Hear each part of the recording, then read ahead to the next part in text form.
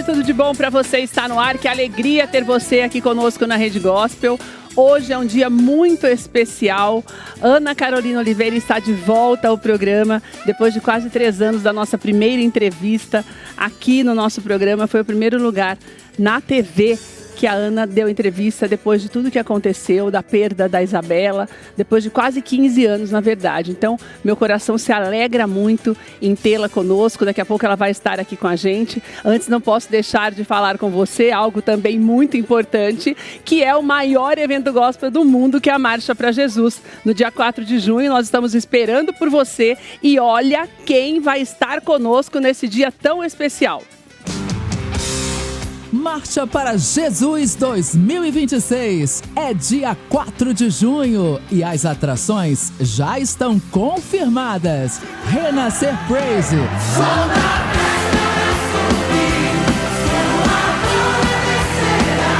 Thales Roberto, Força, ele é o todo-poderoso, Deus da força, e contra ele o inimigo não tem força. Aline Barros, Então eu direi. Juliane Souza, Momento. Gabriela Rocha, Apega fogo e não se consumir. Tom Carfe, O leão está rugindo. André e Felipe, Anderson Freire, E reflete a imagem do Senhor. Eli Soares, Marcelo Marques, Mas não encontrei o que tenho agora. Jefferson e Suelen, Mas a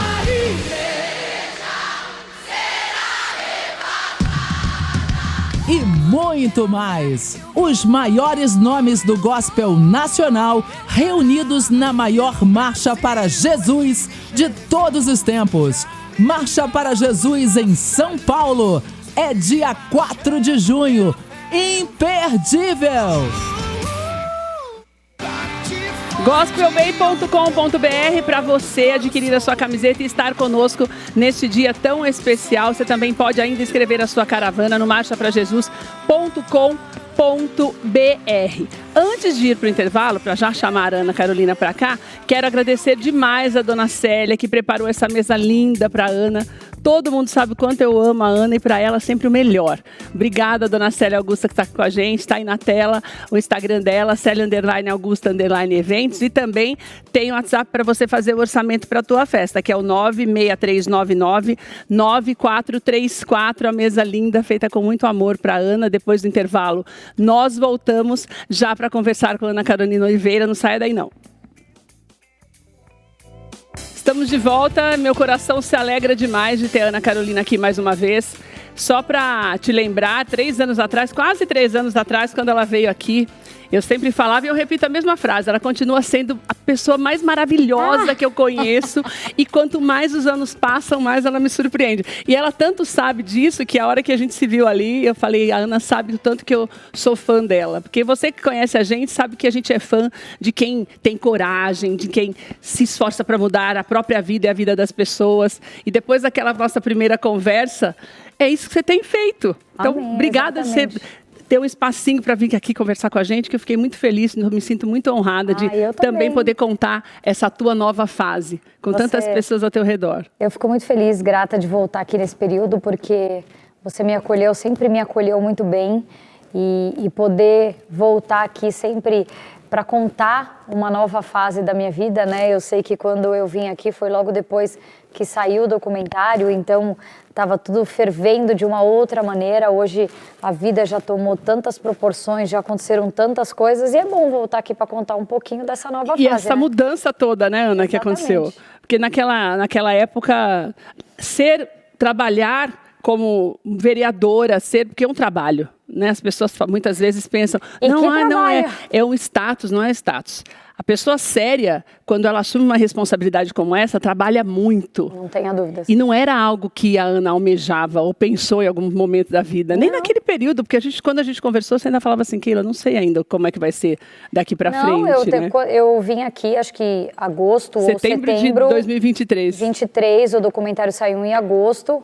E eu fui ser eleita e pensar em receber convite, pensar nisso, só em abril do outro ano que eu me filiei e a campanha terminou em outubro. Então, quase um ano depois, nem passava pela minha cabeça. Olha você que lindinha. Os anos passam e qualquer foto que a gente vê da Ana é sempre igual. Não, o tempo fez bem pra mim, viu? Você tá cada vez melhor. Olha, gente. Mas os seus traços são sempre os mesmos, né, Ana? Quando eu vejo uns quilinhos a mais ali, eu acho. Acho que você estava começando a fazer dieta, que você tinha falado naquele período. Nossa. Mas foi um tempo assim de você se reencontrar, na verdade, né, Ana? Não, foi muita.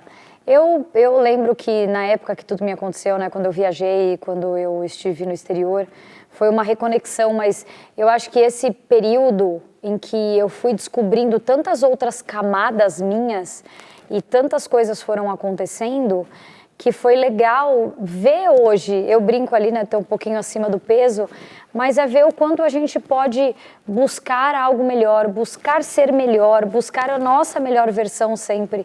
E hoje eu sinto, eu brinco, eu não sei por que eu fiquei tanto tempo longe desse lugar, né? Não da política, mas de realmente ajudar e poder transformar pessoas, mas eu sei que Deus faz tudo sempre no período certo, na construção certa. Eu acho que é isso que ele realmente tem feito na minha vida. Eu acho também que teve um período de reconstrução, de reconstrução familiar, né, Ana? De você ter os teus filhos, a tua família e poder ter essa base para se preparar para tudo, porque, na verdade, você nunca viveu um luto, né? Porque a Isabela sempre esteve muito viva para todos nós. Então, isso faz com que você sempre conviva com aquilo. Esse amadurecimento, até para ressignificar essa dor, tem muito a ver também com a tua família, né? A gente separou imagens da tua família hoje. Você não mostra muito as crianças, mas a gente sabe da existência deles ali, esse Dia das Mães. Então, acho que essa base que você tem também, de casamento, de família, te dá essa força para você enxergar toda a dor de uma outra forma, né? É bonito de ver até essas fotos e eu estava até agora, antes de vir para cá numa palestra, que a gente, quando acontece alguma coisa muito dolorida com a gente, né, a primeira coisa que a gente faz é questionar Deus. Onde Deus estava, que permitiu com que isso acontecesse comigo e tudo mais. Óbvio que na minha intimidade eu falo, pô, Deus... Por quê? Porque, né, precisava ser tão difícil assim, mas hoje eu entendo de uma forma que ele foi preparando. É óbvio que foi muito doloroso, que foi muito difícil, só que o pós, o que ele fez, ver a maneira como ele preparou tudo isso, como o famoso ele escreveu certo por linhas tortas e naquele momento eu não conseguia encaixar tudo isso, mas ele foi preparando cada coisa que ele foi fazendo na minha vida. Então eu não posso dizer que hoje eu sou uma mulher infeliz, que eu sou uma mulher triste. Eu acho que a saudade, o luto que eu transformei realmente trouxe isso e transformou não só a minha vida, mas a minha família. A minha filha, a Isabela, pertence à nossa família, então eu sou mãe de 3. É como se ela vivesse ali, porque a todo momento a gente lembra alguma coisinha, eu conto alguma coisinha dela para as crianças, e isso faz muita diferença na minha vida. É porque você consegue fazer com que as pessoas também enxerguem esse luto de outra forma. Quem passa por isso, a gente tem visto cada vez mais por conta até da violência que a gente vê contra crianças hoje, que é tão latente, você tem trabalhado tanto nesse sentido, a gente percebe que me dá a impressão de que tem muito mais gente sofrendo com perdas semelhantes do que antes, talvez por isso o teu caso tenha sido uma referência na época, por ter escancarado um problema que na verdade sempre foi muito velado, né? Que as pessoas sempre colocavam um pano por cima por acontecer dentro da própria casa. Então você traz à luz isso de uma forma que a tua maneira de conseguir trabalhar isso faz com que outras mulheres se sintam acolhidas e entendam que elas também podem, né? Sim, e eu acho que o importante, eu friso muito isso, eu acho que isso é o fundamental na vida de toda família que passa por uma tragédia. O importante, assim, não querer superar isso pouco tempo depois, não querer superar. E se você conseguir, parabéns, maravilhoso. Mas não se cobre. Não se cobre, viva esse período de luto, entenda o seu processo. Tem pessoas que conseguem passar por isso de uma forma mais branda e mais rápida. Tem gente que demora anos. E o importante é você fazer o quê? Entender qual é o seu contexto. Entender onde você se encaixa nisso, não se cobrar, não se culpar e fazer com que isso seja, óbvio que difícil, mas com que não se torne pior do que aquilo que você já está passando. Para você não sofrer a vida inteira, né?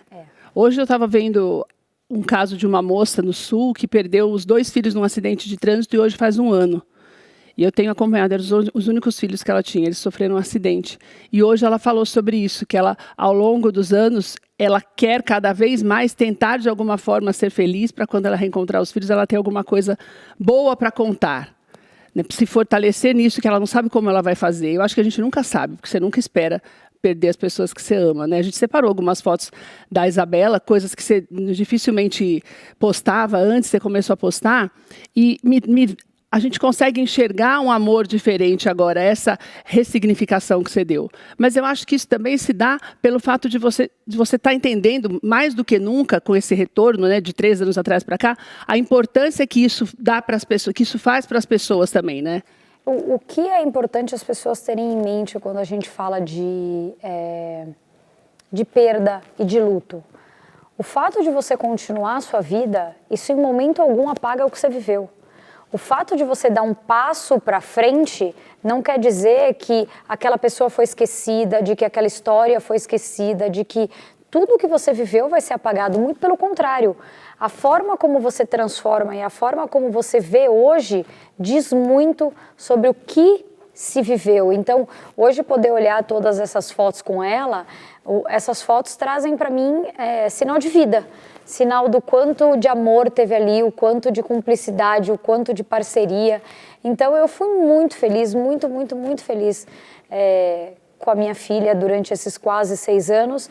E é isso que eu tenho que trazer de importante para as pessoas, porque a minha vida e a vida dela não se resumem ou não se definem pelo dia 29 de março.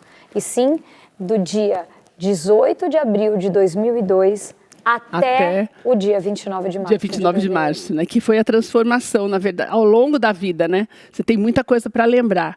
Eu queria falar um pouquinho de tudo que isso tem feito para que você se fortaleça e transforme a vida das pessoas. Porque desde o primeiro momento, quando você colocou o pé na Câmara como vereadora, você já apresentou mais de 70 projetos e todos os projetos estão ligados ou à violência contra a mulher ou à violência contra crianças, com pessoas que são desassistidas, esquecidas. Então, você fez disso uma bandeira, quer dizer, você transformou aquilo que você viveu em uma causa muito maior. Então, você está dando trabalho para todo mundo lá, porque daí você vai forçando algumas atitudes que a gente sabe, porque tem alguns, e eu sempre falo isso, e esse ano é ano de eleição, e eu sempre bato nessa tecla, que a gente precisa começar a aprender a olhar as autoridades como pessoas que realmente nos representam. E quando você representa alguém que sofre, seja por conta do preconceito racial, de gênero, o que seja, ou perde alguém por conta da violência que a gente tem visto, são pessoas que realmente se preocupam conosco. E você tem feito disso uma bandeira muito forte. Os projetos que você tem apresentado têm feito uma diferença na vida das pessoas. Como é que você tem... como que você monta isso? Por exemplo, você começa a ver algumas realidades que as pessoas te apresentam, porque você está andando muito também, você visita todos os lugares. Sim. Isso é fruto daquilo que você tem visto mesmo de deficiência no dia a dia? Com toda certeza. Quando eu ocupei esse lugar, né, e fui eleita, a minha preocupação era entender onde estavam os gaps, porque a gente, enquanto legislativo, leis, Keila, é o que não faltam na nossa cidade e no nosso país. É verdade. Tem lei para tudo e para todos. Acontece que a forma como elas são feitas e aplicadas, é só para papel, né? Elas não se encaixem. Então, quando as pessoas pedem justiça por alguma coisa, uma mudança de lei, ou algo do tipo, fica uma situação de que parece que não tem nada, mas existem. Então, o que eu procurei fazer quando eu fui eleita? Entender, diante dos projetos que eu queria propor, o que eu tinha e o que eu não tinha. Eu fui nas secretarias entender o que já existia de proteção para a mulher, para que a gente pudesse melhorar, o que a gente tinha de proteção à infância, os trabalhos para a infância, tudo que a gente tinha. E como você disse, ano eleitoral é um ano de bandeiras principais. Então, mulher e criança são as bandeiras de muitas pessoas. Acontece que nos próximos anos da eleição, essas bandeiras são esquecidas. Então, um ponto meu é que realmente assim, essa foi a minha bandeira e você já viu, sabe como é minha mãe. Quando eu estava em campanha, minha mãe falava para mim assim, como você vai cumprir tudo que você está prometendo? Eu falei para ela, eu não sei, mas eu vou fazer. É porque você vai lutar, né? E ela falou, eu acho que quando você demonstra esse desejo de lutar, você já não está se escondendo, não é só campanha. Não, porque o problema é esse, né? Eu falei para ela assim, e ela falou assim, eu vou te cobrar. Afinal, minha mãe tem meu endereço e meu telefone, que a pessoa mais vai me cobrar é a minha mãe. Mesmo. E cobra mesmo. Então, isso foi realmente se tornando latente. Os meus projetos foram, como você disse, baseados muito na realidade do que eu vi na rua e do que chegava para mim de denúncia. Muitas pessoas, no meu caso, como eu tive justiça, no caso da minha filha, as pessoas falam muito sobre justiça, querem justiça, me mandam mensagem que eu quero justiça, justiça. Só que a gente tem um ponto que, além da justiça, como eu disse, que leis existem, a gente tem um ponto que não se falam sobre as vítimas. Não se fala sobre quem fica, vamos lá, uma criança vítima de um abuso. A gente fala sobre essa vítima, né? A gente quer punição para quem abusou dessa vítima, mas a gente não fala sobre a vítima. A gente não fala sobre quem ficou, sobre o contexto dela, porque um abuso ele não impacta só uma pessoa, ele impacta um meio, quando ele é descoberto, é óbvio, né? Porque o tema vive do silêncio. Quando você pega uma mulher vítima de uma tentativa de feminicídio ou uma mulher que infelizmente veio a falecer por conta de um feminicídio, quem fala sobre essa família que ficou? Às vezes ela tem filhos, às vezes ela tem uma mãe, um pai, quem fala sobre essas vítimas? E o meu olhar é para isso também. Pra quem ficou. Uma vítima. Claro. Eu sou uma vítima e eu nunca fui procurada por ninguém.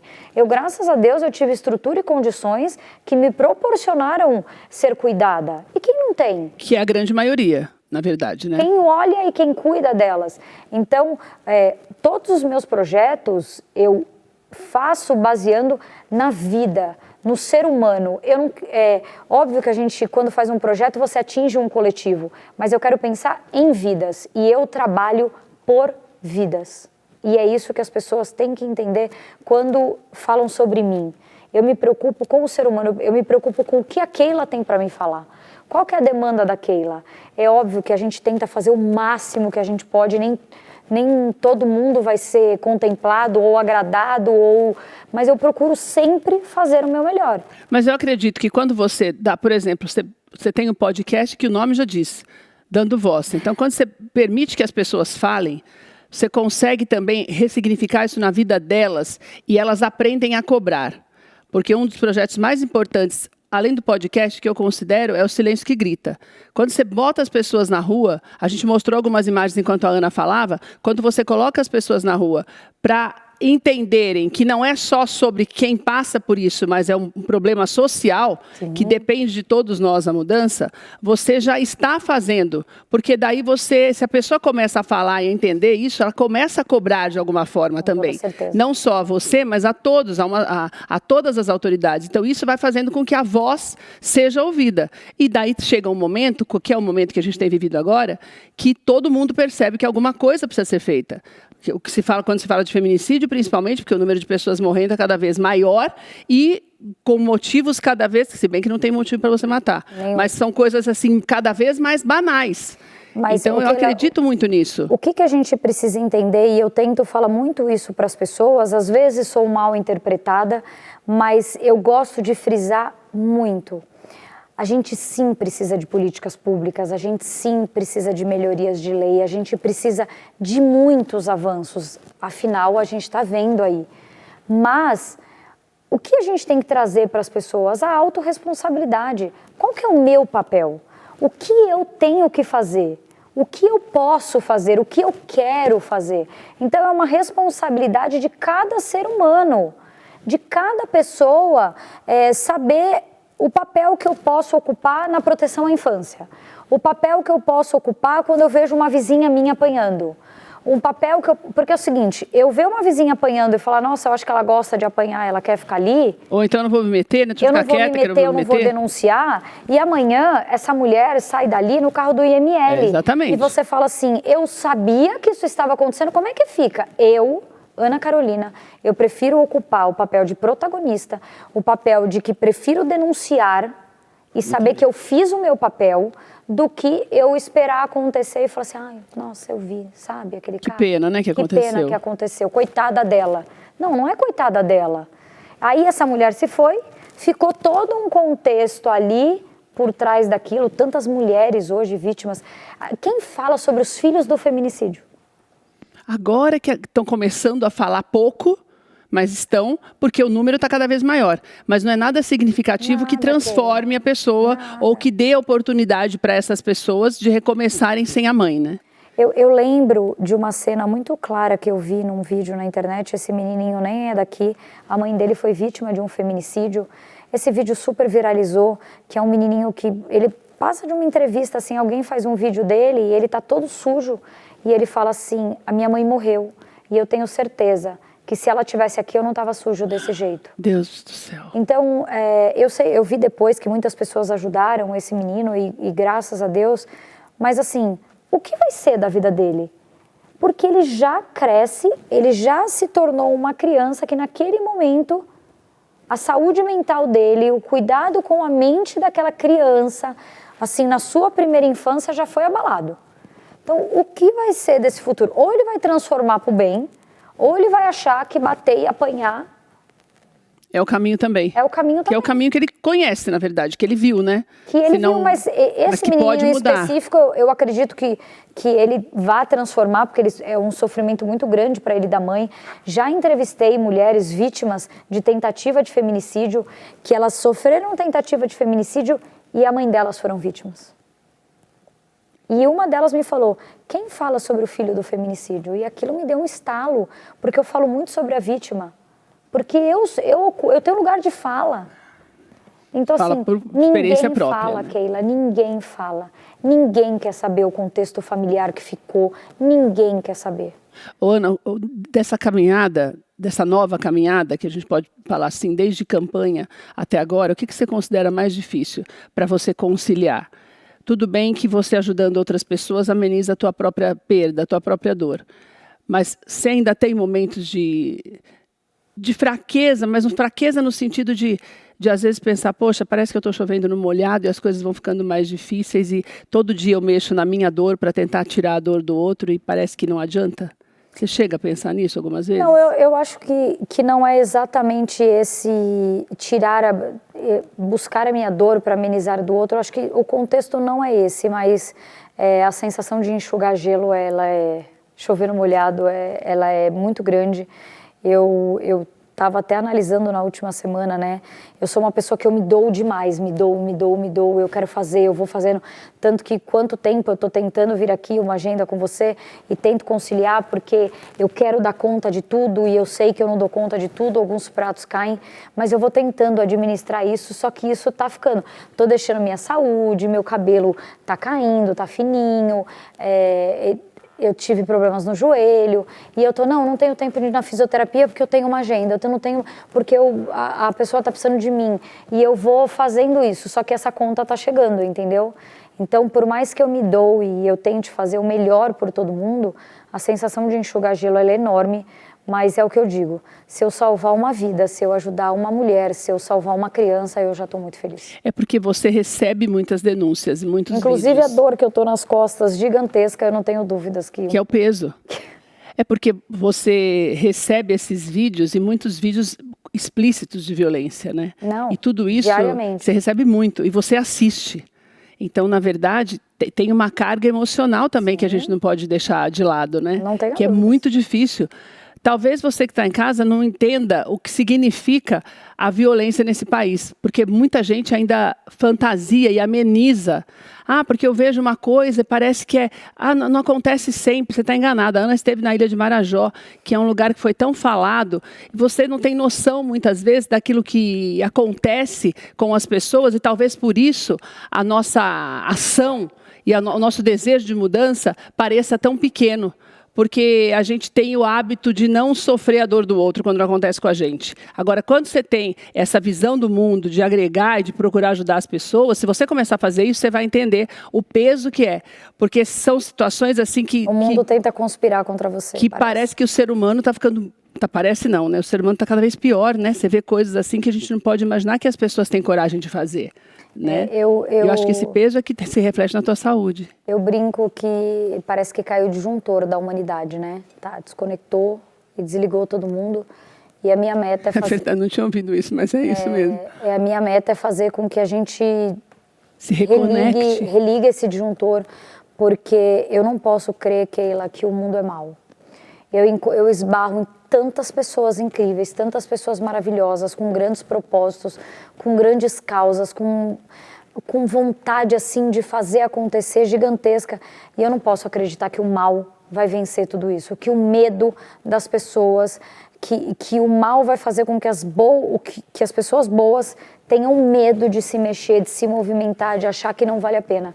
Então, por isso que eu digo, a sensação de enxugar gelo, ela existe, mas se eu fizer a transformação em uma família, em uma vida, e aos pouquinhos, e a mesma coisa aqui para a Ilha do Marajó, é óbvio que eu não vou transformar aquele lugar em uma ida, mas se eu for, um outro projeto for, um outro for, a gente vai instalar naquele lugar o bem. A gente vai mostrar para aquelas pessoas que aquilo que elas vivem não é uma realidade, não é cultural, não é normal. Então, não é o caminho, né? Não é o caminho. Então, assim, chega, enquanto sociedade, de normalizar a violência. Agora, uma coisa que me preocupa, por exemplo, quando você entrega a tua vida numa causa como essa, você assume uma responsabilidade que, por mais que você fale, não, uma vida...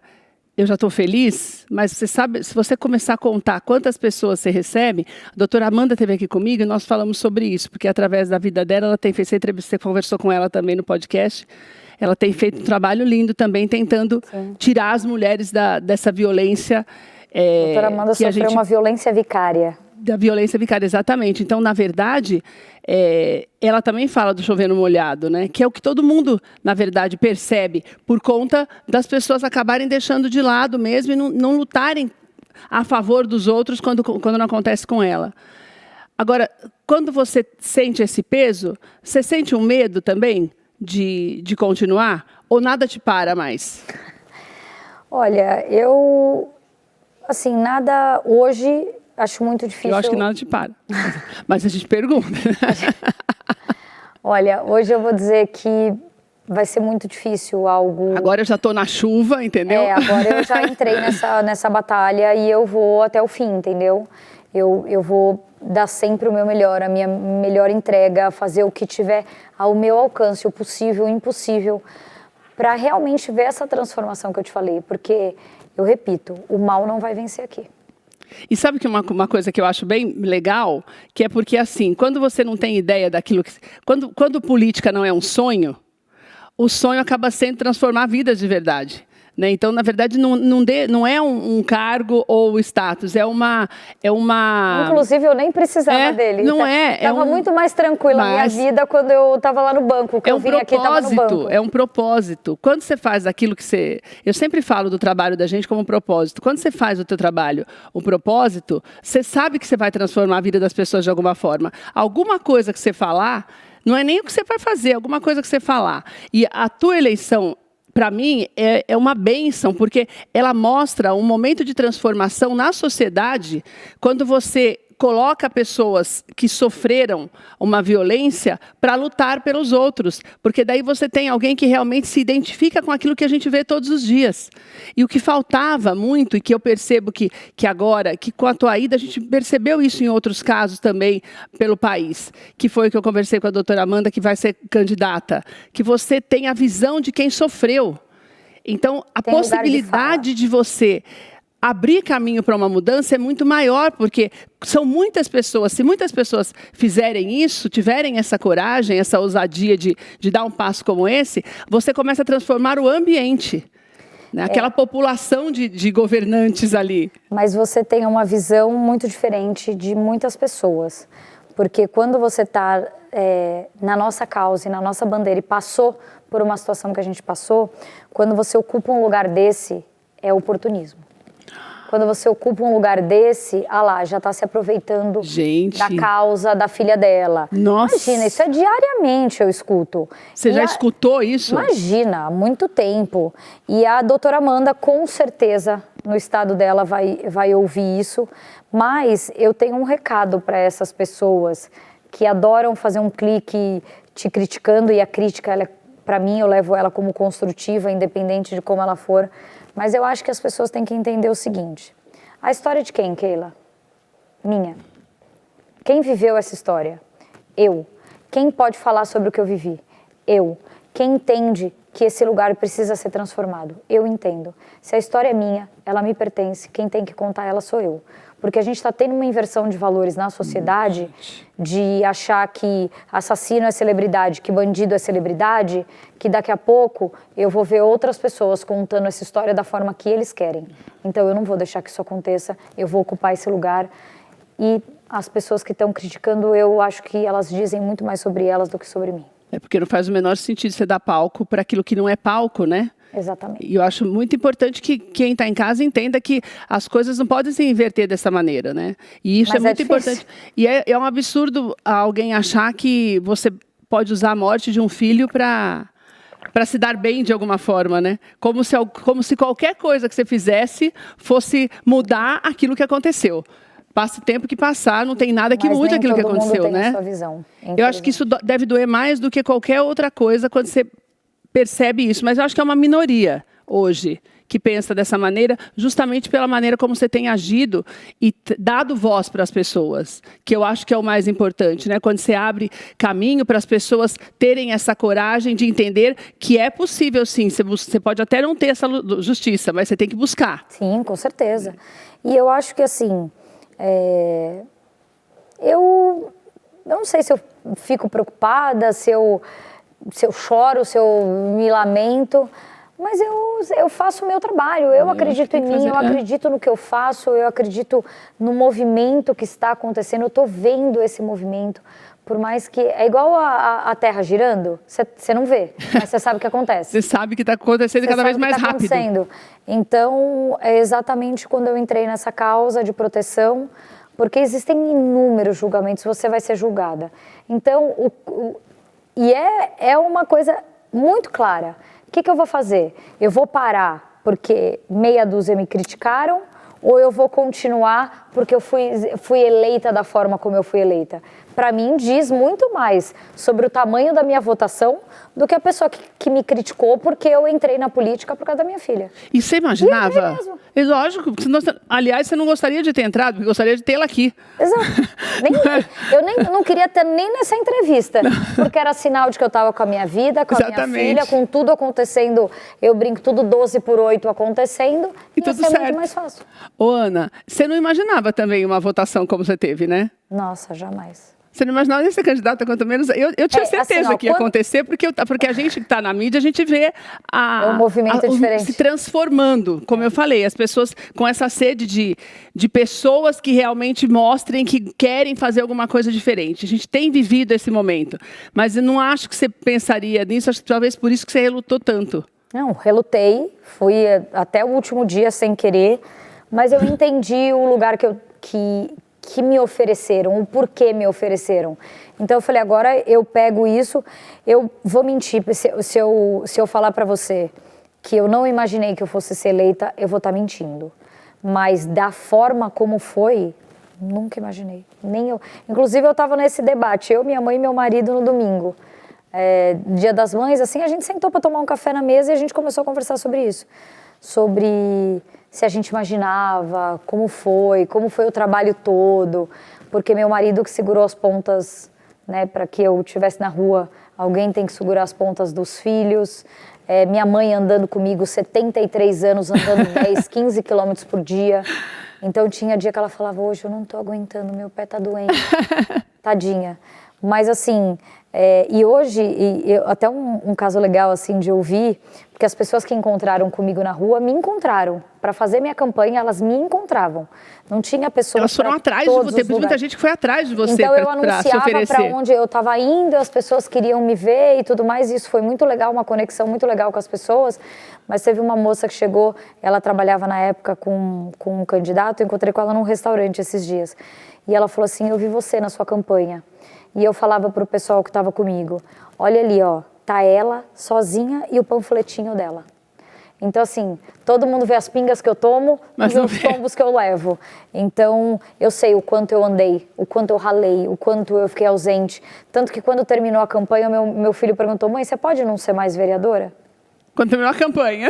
Quando eu fui eleita, ele falou, você pode não ser mais vereadora? Porque a ausência, eles sentiram. Uma família inteira é impactada, né?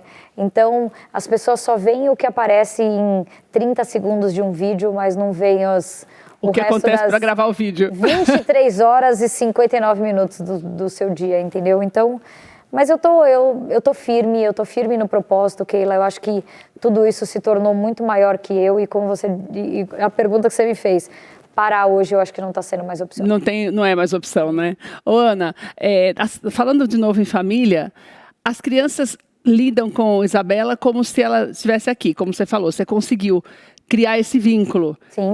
E é um vínculo cada vez mais forte. Na escola, como é que essas crianças reagem? Porque todo mundo conhece a história da irmã delas, né? Como que mas é quem isso? conhece Conta são as mães. Quem conhece a história são as mães, não são as crianças. Né? E como eu também não exponho as crianças na rede para talvez essas outras crianças assistirem alguma coisa e chegarem neles, eu acho que isso não acontece, não existe. Acho que óbvio que as mães da escola sabem que eu tô lá, que aqueles são os meus filhos, mas existe um respeito e eu também não vejo o interesse dessas mães em contar a história.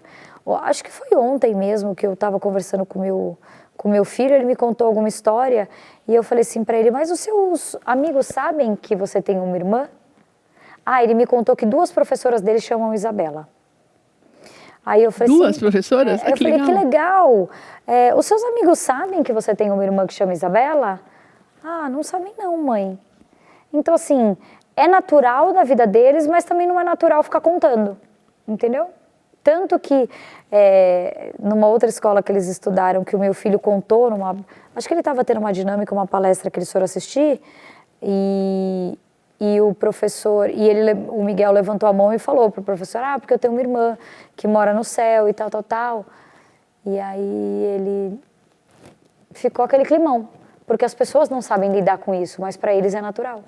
A maneira como você colocou isso para eles, né? Não é um sofrimento, é algo que aconteceu e pronto. Mas eles sofrem, eu sei que eles sofrem, mas é natural na vida deles, como contar que eles são meus filhos. Como ser filho da vereadora? Eu só sei ser filho da vereadora. Ana, e nesses 18 anos, o que você acha que foi mais difícil? De tudo agora, que você está fazendo um balanço de tudo, desde aquele dia 29 até depois da eleição. Você acha que agora ainda acaba sendo mais difícil por tudo que você tem ouvido e por ver que parece que aquilo que você viveu está ficando cada vez, infelizmente, mais comum? Olha, óbvio que para mim o momento mais difícil que eu vivi foram os 2 anos até enfrentar um julgamento e encerrar uma página, encerrar uma história, não a história da minha filha, mas encerrar um processo, porque isso é muito doloroso, a busca por uma justiça é dolorosa demais, é incansável, porque você nunca sabe qual vai ser o resultado, então isso foi uma das fases mais difíceis. E eu acho que a fase de hoje estar eleita e nesse tipo de trabalho é uma fase difícil, mas é uma fase transformada. Então hoje, lutar por justiça por outras pessoas, dar voz para essas outras pessoas, é um processo difícil, mas eu não sei se como aquele, né? Porque aqui eu trato sobre outras vidas, sobre algo que eu quero fazer de melhor. Eu não consigo apagar o que aconteceu com elas do mesmo jeito que eu não apaguei a minha história, mas eu busco uma transformação. Então, quando eu penso num projeto, quando eu penso em ajudar pessoas, quando eu penso em dar voz, quando eu penso em todas as coisas, é pensando sempre no meu melhor. É difícil, mas eu não sei se é tão difícil quanto o que eu passei. Ô, Ana, com essa possibilidade agora de uma possível reabertura desse caso, como você tem falado agora, com novas denúncias, isso aconteceu faz 4 dias, que está se falando sobre isso, com esse pedido e tal. Para você que está em casa, existe uma possibilidade como essa, foi um pedido feito por algumas pessoas, uma associação, falando sobre isso, sobre a possibilidade de reabertura do caso Isabela, por conta de algumas coisas que Ana Carolina Jatobá teria falado dentro da prisão, e uma pessoa que trabalhava lá dentro viu e comentou, e existe essa possibilidade, apontando o avô da Isabela como um dos mentores de tudo que aconteceu.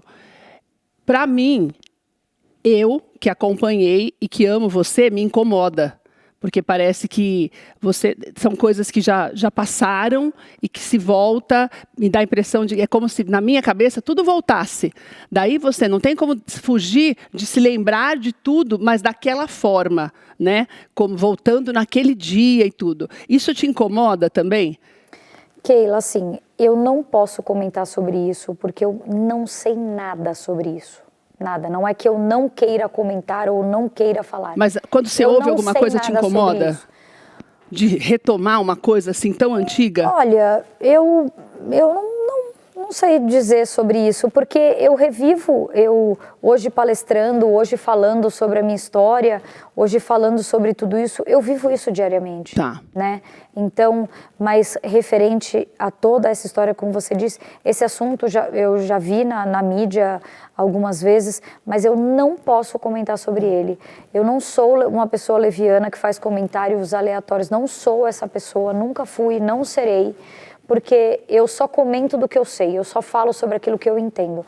Então, sobre o que eu não sei, eu não posso nem emitir uma opinião. Então, se isso for feito, se isso acontece para você, é lidar como você lida todos os dias quando você fala sobre o assunto. Eu vou lidar e vou aprender também, encontrar ferramentas para ver o que está acontecendo, como assim, né? Mais um como assim, como foi feito naquela época.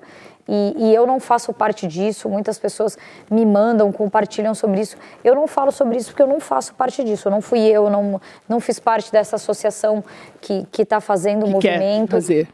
Então, eu não posso comentar algo que eu não faço parte ou que eu não sei. E é bom porque você, na verdade, criou mecanismos dentro de você para encarar as coisas, seja o que for, com naturalidade. Não é naturalidade, a naturalidade mas trazer de uma forma que ela não fique... Que não te pese. Exato. Que a naturalidade no sentido de não pesar. Exato. Que é isso que você faz quando você palestra. Você consegue enxergar, ver a situação como se você estivesse de fora para poder falar para as pessoas, né, Ana? É uma maneira de trabalhar a dor? Você acha que ameniza? Eu ressignifiquei tudo isso, né? Eu me curei, eu me tratei, foram anos de terapia, inclusive até hoje. Mas eu encontrei ferramentas de como lidar com isso. E é exatamente isso que eu tento passar para as pessoas. O poder que elas têm também de encontrar a sua superação, o seu sucesso, que elas são capazes, porque a pessoa, eu jamais passaria pelo que você passou. Eu também, se você me perguntasse lá atrás, eu diria que não. Como eu cheguei aqui hoje, eu fui aos poucos encontrando ferramentas e buscando isso. Então, não tem uma técnica, eu só tento passar para elas aquilo que eu vivi e o que tem acontecido na minha vida hoje. E a gente está falando de 18 anos. 18 anos. Né? Deu uma vida trabalhando isso para poder encarar de uma forma diferente, né, Ana? Exato. Que eu acho que isso é que faz a diferença, da gente, como você falou no início, começar a entender que existe um tempo para todas as coisas e que cada um tem o seu tempo e que dentro daquilo que você vai aprendendo, você vai procurando viver melhor, né? Exatamente. E como você disse, eu disse no começo, assim, não é sobre você passar por aquilo e beleza, e agora eu vou, ressignifiquei. Não. Qual que é o seu momento? O que você está vivendo hoje? O que você está sentindo? Respeitar seu sentimento. Chorar não é sinal de fraqueza. Se sentir triste não é sinal de fraqueza. Hoje eu converso aqui com você sem chorar. Mas tem entrevista que a pessoa fala bom dia pra mim. Eu tô num dia que não tá bom. Ela me dá bom dia. Como que você tá? Eu já tô chorando. Então, assim, isso não quer dizer que eu não esteja bem por conta da minha história. Acontece que eu tô num dia que aquele dia não tá tudo bem. E tá tudo bem não estar tudo bem. E é isso que as pessoas precisam entender. De todas as histórias que você tem ouvido, tanto no podcast como nas suas caminhadas, por exemplo, hoje você estava numa palestra. Sempre tem alguém que te conta Hoje é dia a história da do que policial viveu. feminina. E daí, de tudo aquilo que você já ouviu, existiu alguma história? Tem alguma história que você fala, meu Deus do céu, Não, tem muita. tem alguma assim que você não se esquece? Olha, eu faço muito essa pergunta, né, para convidados que eu tenho no podcast e elas têm dificuldade de nomear uma. E eu vou dizer que hoje quando você começou essa pergunta, eu falei, gente, como é que eu vou nomear uma? Como é que eu vou falar de uma? Mas assim, tem a história de uma mulher que foi no meu podcast. Acho que muitas também da rede me impactam, mas que ela sofreu abuso e dos 6, 7 anos até os seus 15, pelo pai. Meu Deus do céu. A forma como ela vivia, que ela era abusada, que ela era espancada e Pelo pai, pelo próprio pai. Pelo próprio pai. E quando as pessoas me contam essas histórias, eu fico pensando, eu fico olhando para elas do mesmo jeito que as pessoas olham para mim e falam assim, meu Deus, como você aguentou, como você sobreviveu.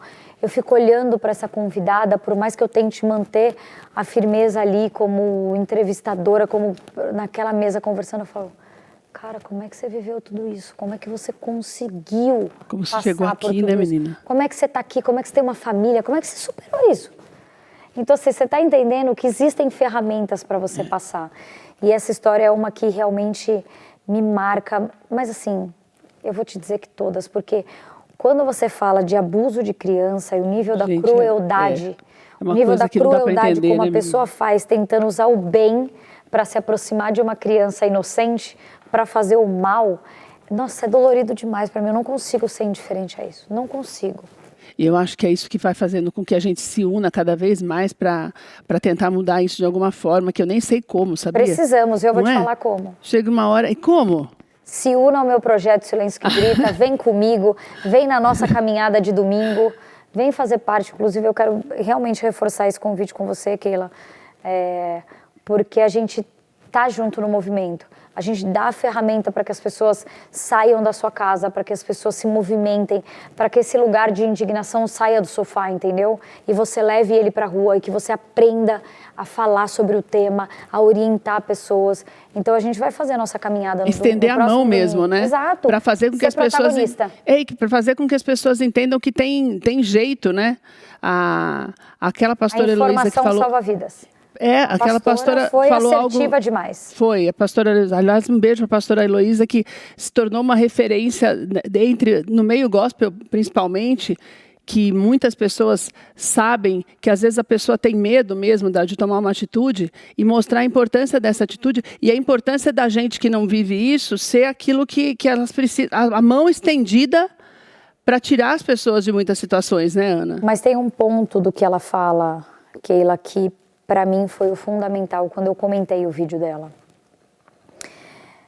A religião, e eu peguei, e são todas as religiões, tá? Tudo onde está envolvido uma religião, uma crença maior que você tenha, e não importa qual você esteja, qual CNPJ você está enquadrado e acompanhando e frequentando.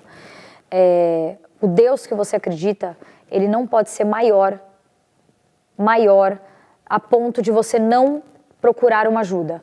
Então, o que ela fala ali é muito claro. Mulheres, parem de orar para que esses homens melhorem. Orem por vocês. Então, assim, esse Deus tem que servir a mim. Esse Deus não tem que só servir aquele que eu quero a mudança. Então, se o Deus servir a você, se você estiver bem, se você estiver curada, se você estiver ali amadurecida naquele relacionamento, não tem homem que faça você passar por isso. Crianças que são envolvidas na religião, que o Deus é maior e que esses abusadores envolvem o Deus e falam assim, Deus disse que você tem que passar por isso. Não, você não tem, porque Deus não quer isso de você. Não é Deus. Não Nesse é caso, Deus. não é Deus. Se alguém Não está é falando Deus. para você, não está falando do Deus verdadeiro, porque Deus é bom. Exatamente. Porque Deus quer que você seja feliz, Você não precisa respeitado ser e amado. Não quer, você não precisa ser punido. Deus não quer te Exatamente. punir. Então, ela é É muito... a visão errônea da religião que transforma Deus num Deus punitivo e que te judia de você e te permite ser porque judiado. eu fiz tal coisa, Deus está me punindo. Não, Deus não vai punir ninguém. O que eu passei não foi Deus me punindo. Não foi isso. Então, quando eu digo que ela é assertiva em dar o recado Exatamente. certo, direto, ela olha e fala assim, mulher, pare de orar pelo seu algoz, ore por você. Então, assim, as pessoas... Saia daí nesse momento. Né? Você precisa ser individualista, você precisa sair disso. Tanto que eu tenho um outro caso de uma entrevista de uma mulher que conheceu o marido na igreja, falou, nossa, agora esse é o homem da minha vida, porque, nossa, um homem de Deus, um homem que está servindo. Deu uma semana de casada, ele estava batendo nela, espancando ela, porque ela tinha que ser... ela tinha que servir a ele, que ela tinha que ser uma mulher obediente. E não é isso que Deus quer, gente. Em lugar nenhum. Você tem que ser obediente a Deus. Você tem que... Nenhum relacionamento pode te ferir. Deus não quer isso. Tem que ser respeitada. Exatamente. Olha, Ana, antes da gente encerrar, eu queria falar um pouquinho do projeto mesmo. Você tem alguns projetos e eu acho muito importante a gente falar da passeada. Tá bom? Que bom que você gostou. Falando um pouquinho dos projetos, toda semana você reúne essas mulheres para as passeatas? Não. A gente fez a caminhada agora em março do feminicídio. Certo.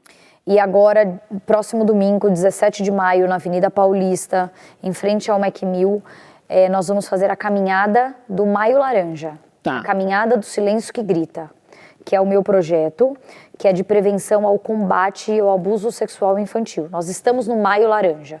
Então, essa caminhada é para isso, mas mensalmente eu estou na Avenida Paulista com o meu projeto Silêncio que Grita, para aquelas famílias que estão ali na Avenida Paulista, para aquelas pessoas que se identificam com o nosso projeto, possam ser nossas apoiadoras, multiplicadoras, ensinar aquelas famílias que estão ali com aquelas crianças andando para um passeio. E por que você não falar um pouquinhozinho sobre um ensinamento no meio do seu passeio?